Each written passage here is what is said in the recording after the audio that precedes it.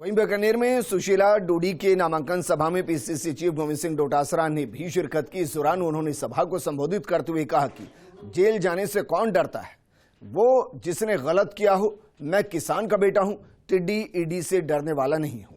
यदि गुनाह नहीं किया तो कोई कुछ नहीं बिगाड़ सकता। वहीं रामेश्वर डोडी के लिए कहा कि सुशीला डोडी के पति बीमार हैं, लेकिन इस परिस्थिति में भी सुशीला डोडी हमारे आग्रह पर चुनाव लड़ने के लिए तैयार है।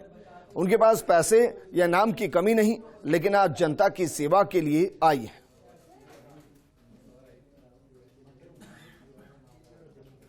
इस वक्त पीसीसी के प्रदेशाध्यक्ष गोविंद सिंह डोटासरा यहां पर मौजूद हैं।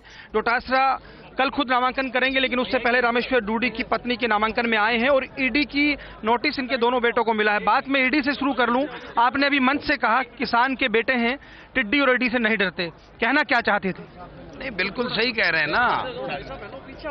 ये इनके पास में कोई हथियार नहीं, कोई योजना नहीं, 9 साल में कुछ किया नहीं, यहाँ 5 साल में प्रतिपक्ष की भूमिका निभाई नहीं, और किसान के बेटे को डराने चले हैं, धमकाने चले हैं।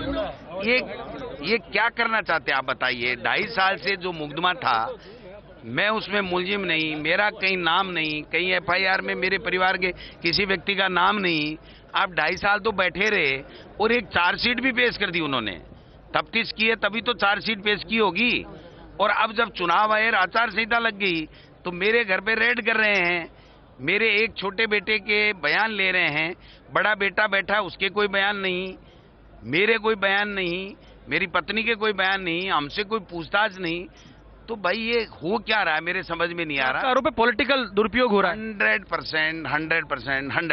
डोटासरा जी, आपकी अगुवाई में कांग्रेस में जहां पुरानों को मौका मिला है, ओल्ड इज गोल्ड तो है, लेकिन नया फ्लेवर भी कांग्रेस के क्लेवर में दिखा है। बीकानेर की खास तौर पर बात करो तो आप राजेंद्र मूड ले लो, यशपाल गहलोत ले लो, तो किस पार्टी आलाकमान सब चीजें सोचता है कि जो जीतने वाले लोग हैं, जो अनुभवी लोग हैं, जो युवा लोग हैं, उनको सबको साथ लेकर के चलती है। और पार्टी ने बहुत अच्छे निर्णय किए हैं अब की बार, और काम भी सरकार ने अच्छा किया है। तो मैं समझता हूं कि पार्टी का निर्णय अच्छा, जब काम अच्छा, जनता फिर से कांग्रेस की सरकार बनाने के लिए आतुर है। आने वाले समय में 25 तारीख को लोग वोट देंगे कांग्रेस को और दोबारा कांग्रेस की सरकार बनेगी। भाजपा की भी आज एक और सूची आ गई, कुछ कहेंगे? भाजपा तो टुकड़ों में बटी हुई थी, वैसे ही टुकड़ों में ये सूचियां जारी कर रही है। उनके पास आदमी नहीं है, ढूंढ ढूंढ के ला रहे हैं। एक और आखिरी सवाल, किन मुद्दों पर गोविंद डोटासरा प्रदेश अध्यक्ष के नाते राजस्थान में जाएंगे?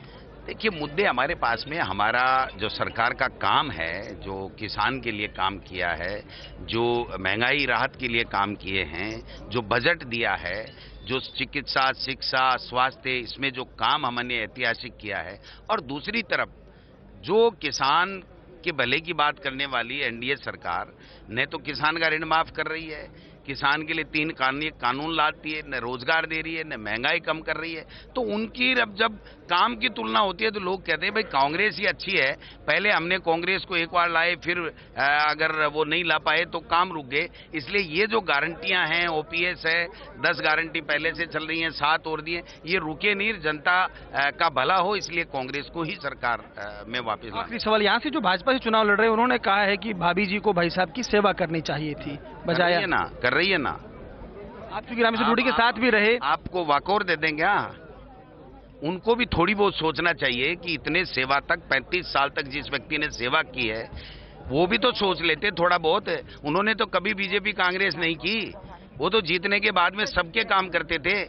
कोई छोटे से छोटा व्यक्ति आ गया उसके लिए काम करते थे। तो उनको सोचना चाहिए, वो हमें नसीहत देंगे, हम उनको नसीहत दे रहे हैं कि उनके व्यक्तित्व है, उनके काम, उनको 36 कौमों को साथ लेकर के जो विजन था, उसके सामने वो कहीं टिकते ही नहीं है। बहुत शुक्रिया। तो गोविंद डोटासरा बेबाक नजर आए। ईडी को लेकर साफ तौर पर उन्होंने कहा कि वो डरने वाले नहीं है। साथ ही साथ उनका कहना था कि बहुत सारे मुद्दे हैं जिन पर चुनाव लड़ा जाएगा। कैमरा पर्सन अजीम भुट्टा के साथ Laxman Raghav, first India news, Bikaner.